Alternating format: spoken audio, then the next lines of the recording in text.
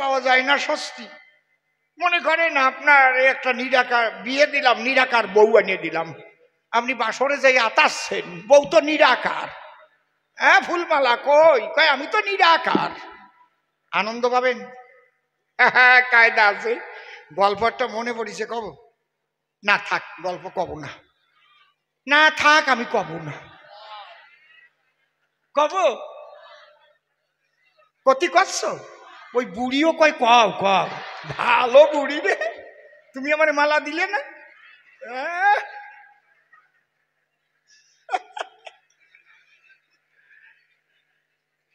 দেখবেন যে যা বিক্রি করে বোঝা যায় তার ডাক ছাড়ার সুরের ভিতরে। যেমন যারা ছোলা ভাজা বিক্রি করে, ঝালমুড়ি বিক্রি করে, ছোলা ভাজা কেমন যেন খেতে মজা। যদি ছোলা ভাজা নেবা, ছোলা ভাজা, ও ছাতা কিনবে না কেউ। দেখবেন যারা বিক্রি করে ডাব, তাদের বলার গোল গোল ভাব, ডাব ডাব ডাব, গোল গোল ভাব, ছোলা ভাজা।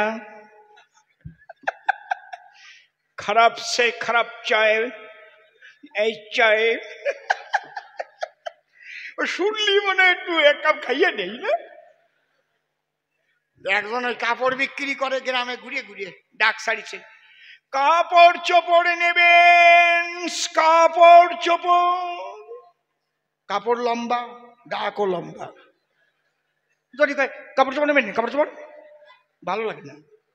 কাপড় চোপড় নেবেন, কাপড় চোপড় আবার নেবেন, এর যোগ করে দিয়েছে। বুঝতে পেরেছেন? রাজার রানী বসা ছিল, রানী যখন ওই ডাক শুনতে পেল, ডাক দিয়ে বলে, রাজার ঠাই, আমি বলি তবস্থলে জীবন ভরে কত কাপড় আমারে কিনে দিলে, কোনোদিন একখান চোপড় কিনে দেও নাই। তাই শুনে রাজা মশাই কাপড় চোপড় আলাদা ডাক দেয়, এ ভাই এদিকে আসো। কি চোপড় কত করিয়ে? আপনি কন কি? আমি কই কি না তুমি কন কি? তুমি বললে না কাপড় চোপড় নেবেন, কাপড় চোপড়। ওটা তো কথার কথা, ভাত টান, পান টান, গান টান, কাপড় চোপড়। চুপ কর, দিতে পারবি না তো বলছিস কেন? ও যে কাপড় বিক্রি করে সে আবার সম্প্রদায়ে নয়াকারে না পয় রসিকারে পি আত্ম।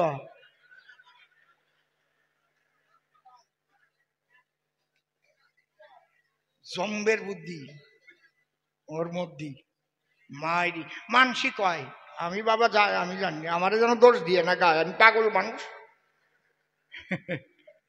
কয় না নাকি ওনাকে নাকি 16 চুম্ব বুদ্ধি থাকে। কেউ আছে নাকি এই জায়গায়? দয় ধর্মের করিমানা থাকলে কেউ রাগ করিয়ে না, অভিশাপ করো, আমি যেন পরের জন্মে তোমাকে ঘরে জন্ম নিই, ওতে আমার কিছু আসে যায় না। কারণ কি, তাহলে আর এত কষ্ট করতে হবে না, একবার খুরকেসি কিনে নেব আর ছোট্ট কাঞ্চা আমরা একটা ঘর নিয়ে বসে যাব, জীবনের কিছু কিনতে হবে না। লকডাউনই হোক আর যাই হোক, চুল দাড়ি কাটা বন্ধ থাকবে না, যাওয়াই হয়ে যাক। ছাতা জমিতে ফসল বনবে, ও ছাতা দেখা যাবে যে বন্যার জলে ভাসিয়ে যাবে, গজাবে না। সবকিছু না গজালিও এ গজানো বন্ধ হবে না, আমার পয়সা মাইর যাবে না। হরিবল হরিবল, কায়দা কত। ও মনে মনে ভাবে, তাই রাজার কাছে কি করে পাই রেহাই। ও বলে, রাজা মশাই আমি একটু ভঙ্গি ভাঙ্গা করলাম, কারণ আজকে ভালো চোপড় নাই। কারণ রানীকে দিতে গেলে একখান ভালো চোপড় না হলে কি করে আমি রানীকে পড়াই। কয়, পূর্ণ করবি রানীর দাবি, বল তুই কবে চোপড় দিবি? এই কথা কই না, একদম চোপড় দিয়ে দেবো তাহলে। ওই কাপড়ওয়ালা বলে, ভাবি রাজামশাই কিরকম দামের নেবেন? চোপড়ের দাম বেশি তো, কিরকম দামের হয়? নিচে 5 লাখ, 10 লাখ আছে, 20 লাখ আছে, 25 লাখ আছে। রানী কয় রাজার কাছে, আমি কম দামের তা নেব না, ওই 25 লাখের তাই দাও। কয়, রাজামশাই আমি গরিব মানুষ, 25 লাখের চোপড় কি আমারে বাকি দেয়? অন্তত 1,10,000 টাকা বায়না স্বরূপ অগ্রিম দেন আমায়। কয়, ঠিক আছে দিয়ে দিচ্ছি। দেখি তোর ঠিকানা পত্র দি, এই টাকা নে। 7 দিনের ভিতরে যদি সোপর তুই না দিতে পারিস এই রানীর শরীরে, শান তোরে গর্দানে দিয়ে ফেলবো, মেরে একেবারে মাটি খুশিয়ে জ্যান্ত পুঁতে দেবো। ঠিক আছে। কাপড়ওয়ালার বুদ্ধি পাকা, কায়দা করে নিল 10 লাখ টাকা। 7 দিবসের মধ্যে চোপর করবে দান। ওই টাকা নিয়ে ফিরে গিয়ে তখন আপন ঘরে ভুট হয়ে খাটের পরে শুয়ে পড়ে। ওর গিন্নি তাই দেখতে পান। গিন্নি তখন কাছে গিয়া বলে স্বামীকে ডাক দিয়া, এইভাবে বদনখানা মলিনী করিয়া তুমি শুয়ে রয়েছ কেন? চুপ কর, কথা কইস না, মোটে 7 দিন বাঁচবো। আমারে দিয়ে যা করার এই 7 দিনের মধ্যে করিয়ে রাখ। আসে পড়তেছে, যা করার মানে কি? বাসুর বোঝে তলের বুঝ। ভালো আজকে শ্রোতা পাইছি ভালো। গান কতক্ষণ হবে না তা করতে পারবো না। তা বলছে কি হয়েছে তোমার, বলো না কি হয়েছে, বলো না। বলে তুমি তো আমার ঘরের ললনা, তুমি তো বলছো বলো না। আমি গেছিলাম এই কাপড় বিক্রি করবার তরে, বিক্রি করছিলাম ঘুরিয়ে ঘুরিয়ে। জানো তো যে লম্বা কাপড় লম্বা ডাক ছেড়ে আমি করি বিক্রয়। কাপড় চোপড় নেবেন, কাপড় চোপড়। ওই ডাক শুনে রানী বলেছে রাজার সন্নিধানে, কত দিলে কাপড় কিনে? রাজা বলি তব ঠাই, আমি এবার একখানা চোপড় পড়তে চাই। রাজা আমাকে দিল ডাক। রাজার কথা শুনে লেগে গেল তাক। কি এই কাপড়ওয়ালা, চোপড় চাই। আমি এত করে বুঝালাম রাজা মশাই রে, বোঝার কায়দা নাই, চোপড় দিতেই হবে। আমি কায়দা করে 10 লাখ টাকা অগ্রিম নিয়ে এসেছি ব্যাগের ভিতরে। আমি বলেছি ঠিক আছে, 7 দিবসের ভিতরে আমি চোপড় রানীমাকে দিতে চাই। রাজা ডেকে কয়, যদি 7 দিনের মধ্যে এই চোপড় না পরাতে পারিস রানীর গায়ে, তাহলে তোর গর্দান হবে সুনিশ্চয়। আমি 10 লাখ টাকা আগামও নিয়ে আইছি, এইটা নিয়ে ব্যাংকে রাখো, খবরদার সিট ফান্ডে যেন রেখে না। সারদা ফারদা কি কি কয় ও দারদার বানা, কিন্তু একেবারে গভর্নমেন্টের ব্যাংকে রাখবা, সেখান থেকে যেটুক সুদ পাবা। কারণ আমি তো চোপড় দিতে পারবো না, আমারে গর্দানে দিয়ে মেরিয়ে ফেলবেন। ওই কথা শোনার পরে 10 লাখ টাকা গ্রহণ করে স্ত্রী বলে তখন স্বামীর দ্বারে, আচ্ছা তুমি যে আমারে আনলে বিয়ে করিয়ে, আমার উপরে তোমার একটা ভরসা কি নাই? কি ভরসা? শোনো, যে রাজা বোঝে না যে কাপড় থাকে চোপড় থাকে না, তারে ঠকাতেই সময় লাগে না। তোমারে আমি বুদ্ধি জোগাই। কি বুদ্ধি? তুমি একেবারে সুন্দর একটা সুটকেস বানাবা, ঝকঝক ঝকঝক করবে, ওইটা তালা দিয়ে আটকানো থাকবে স্টিলের, ওইটা মাথায় করে রাজবাড়ি যাবে, এমন যেন অনেক ওজন, ওয়েট, অনেক টাকার চোপড় তো। যাই ওইটা রাজসভায় রেখে বলবা, রাজামশাই আপনি থাকবেন, রানীমা থাকবে, আর মন্ত্রী যেন থাকে এই সভায়। গিয়ে খালি বলবা যে আমি তালা খুলে ডালা তুলে চোপড় আমি দেখাবো, কিন্তু এই চোপড় দেখতে পাবে কারা? একমাত্র সতী মায়ের পুত্র বা কন্যা হবে যারা। যদি কারো মায়ের যৌবন বয়সে এতটুক ইন্টু বিন্টু থাকিয়ে বসে, তার চোখে এই চোপড় কিন্তু দেখতেই পারবে না। কই ওরে কবা, এই বুদ্ধি তো আমার মাথার মধ্যে নাই। বাহ বাহ, সত্যি তোর মতো স্ত্রী রে। ঠিক স্ত্রীর কথা মতো যথাযথ ওই সুটকেস তৈরি করেছে। 6 দিনের দিন রাজবাড়ি গেছে, গিয়ে মন্ত্রী রানীমা রাজামশাই বসে আছে, যা যা শিখাই দিয়েছে ও তাই তাই বলছে। রাজা মহাশয়, চোপড় আমার এই সুটকেসের মধ্যেই রয়, আমি তালা খুলে ডালা তুলে বের করবো এই সময়, তবে এই চোপড় দেখতে পারবে কারা? একমাত্র সতী মায়ের পুত্র বা কন্যা হবে যারা। ঠিক আছে, প্রথম তালা খুলে ডালা তুলে বের করে মন্ত্রীর কাছে ধরেছে। দেখুন তো মন্ত্রী বর কেমন চোপড়। মন্ত্রী চাইয়ে দেখে তাই, হাতে কিচ্ছু নাই। তাহলে কি আমার মা ইন্টু বিন্টু করেছিল নাকি? কিন্তু মনে করি ভাবো না, রাজা রানীর সামনে আমার মাকে অসতী বানাবো না। মন্ত্রী ডেকে বলে, তাই অপূর্ব চোপড়, জীবনে দেখি নাই। বাবা বাবা, চমৎকার চোপড়, কায়দা লাগিয়ে গেছে। এইবার চোপড় নিয়ে রাজার কাছে ধরেছে। রাজা মহাশয় দেখুন তো এই চোপড় আপনার পছন্দ হয়? রাজা সেই দেখে তাই, ওর হাতে তো কিচ্ছু নাই। তাহলে কিচ্ছু না থাকলে পরে মন্ত্রী দেখলো কেমন করে, তাহলে আমার মা বুঝি যৌবন বয়সে।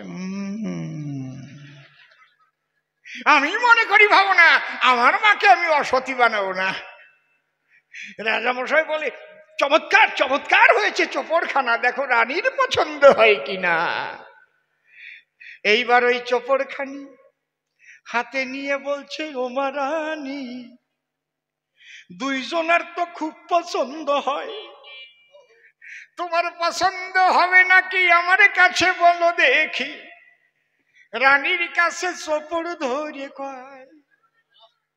রানী মাতা দেখে তাই, হাতের মধ্যে কিচ্ছু নাই।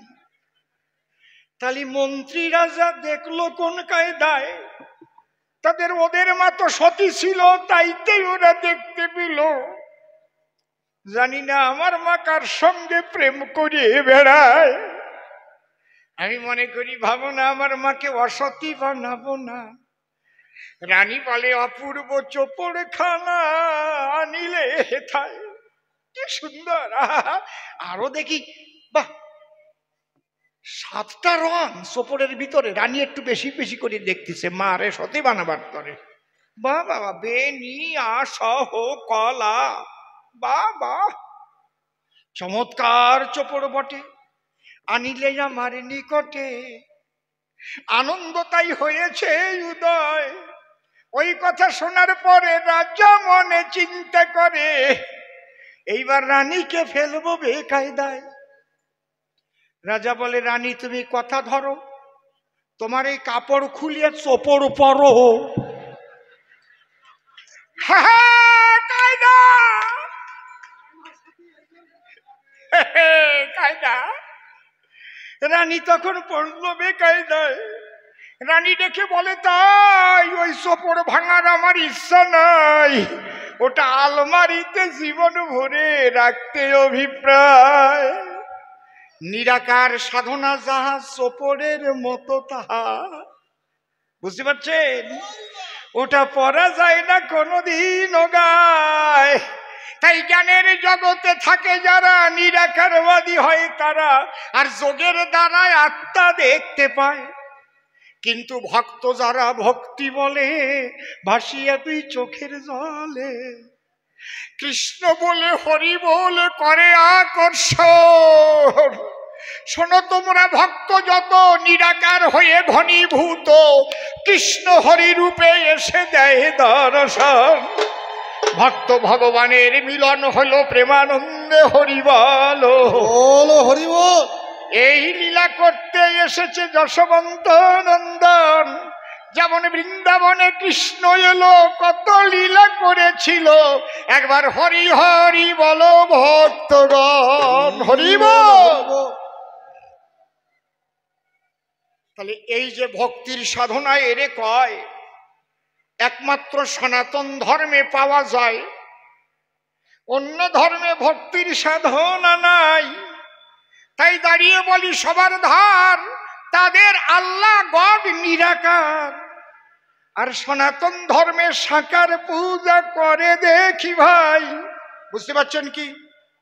কারণ এই ভক্তির সাধনা আছে বলে সাকার মূর্তি গড়ে পূজা দেয় তার চরণ তলে। তাকে পেতে গেলে, আমা মা কথাটা শোনো আজকে, আরে কখর মতো বুঝাস। তাহলে সেই ঈশ্বরকে যদি পেতে হয়, একমাত্র প্রেম ভক্তিতে পাওয়া যায়, অন্য কোনো পথে কিন্তু হয় না ঈশ্বর দর্শন। এইটা হচ্ছে মূল কথা। বসে শোনেন বিজ্ঞ শ্রোতা, অতি সহজে কেমনে মিলিবে প্রেম ধন। তাহলে সেই প্রেম কিসি মিলবে? তুলসীর মালা নিলে, আষাঢ় মালা নিলে, না রুদ্রাক্ষের মালা নিলে, না বড় বড় চুল রাখলে, না গেরুয়া বসন করলে? না না, ওটা তো বহিরঙ্গীয় পোশাক বটে। আমি বলি সভা তটে, সেই প্রেম ভক্তি কিসে ঘটে? আগে বাক্যটা সত্য করতে হয়, আর রক্ষা করতে হয় পিতৃধন। বসে শোনেন জ্ঞানীজন। এই জন্যে আমার অশ্বিনী গান করেছেন বিরোচন। দেখেন হরিসঙ্গীতের পাতায়, সেই সে বাপের বেটা বিচক্ষণ, যে রক্ষা করে কি? জোরে কও, কেউ জানো না? পিতৃধন। পিতৃধন মানে কি? ঘর বাড়ি সম্পত্তি, যার এক বিন্দুর দ্বারায় তোমার ওই দেহটা গঠন হয়। নৈশ শান্তি নিকেতনে মাতা পিতা দুইজনে মিলন রস আস্বাদনে বাসর ঘরে গেল যে সময়, মাতা পিতা মিলন হলো, পিতার পিতৃসত্তা নেমে এলো। মা তাই ধারণ করেছিল, যাকে স্পার্ম আর ওভামের মিলন বলা হয়।